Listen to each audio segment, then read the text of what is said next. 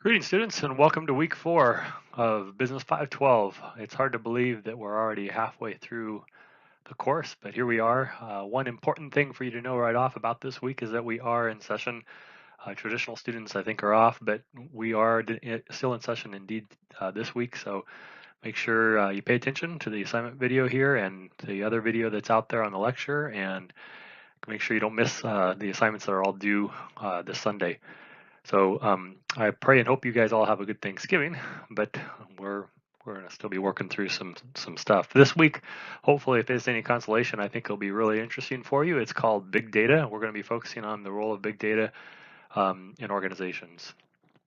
So our objectives for this week are very similar to the previous weeks. You're going to want to read Chapter 8 of the textbook as well as the associated journal articles. Watch this video as well as the lecture video. And then for the case study, we're going to look at the use of big data at California Pizza Kitchen and Ben & Jerry's. So you'll be posting one post and 2 replies, and then you will write a 2 to 3 page paper on your organization's opportunities, which is the third aspect of our SWOT analysis, all leading up to your critical assignment due in week 8. The key concepts that are going to be addressed in this week's text, and you can incorporate these into your paper. I've already mentioned deal with big data.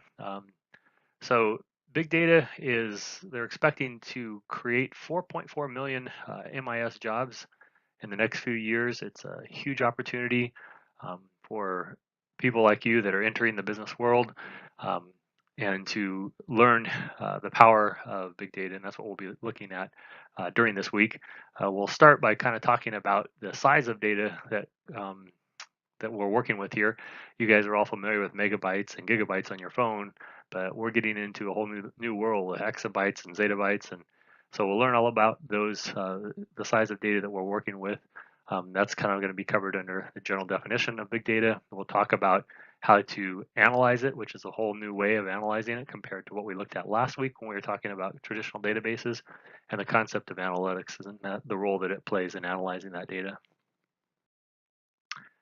So just elaborate a little bit more on section 4 for opportunities. This is your paper that you're going to write with 2 to 3 pages. Similar to the previous weeks, it's 2 to 3 pages. You're going to be focusing this week on opportunities that your organization has. So these are not necessarily weaknesses.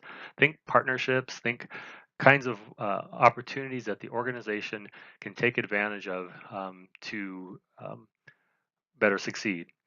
So once again, it's very important that you incorporate into your paper the 4 domain architectures.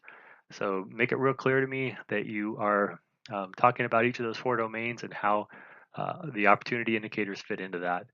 And then, just in general, what changes, as I said before, could be made to improve the organization, not in terms of weaknesses, but just in terms of opportunities that are out there.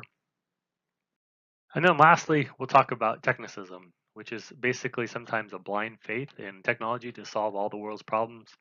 As Christians, we know that the technology is, well, it's a valuable tool to help us as we live out our lives and the calling that God has for us. We know that technology isn't going to solve the world's problems. It's only God that can do that, and working in and through people's lives. But there's some really interesting things to look at in here, and some of the people that you know, like Alfred Nobel, and some of the influences that he had in technology. Well, I think that's about it. Once again, if you have any questions, feel free to reach out to me.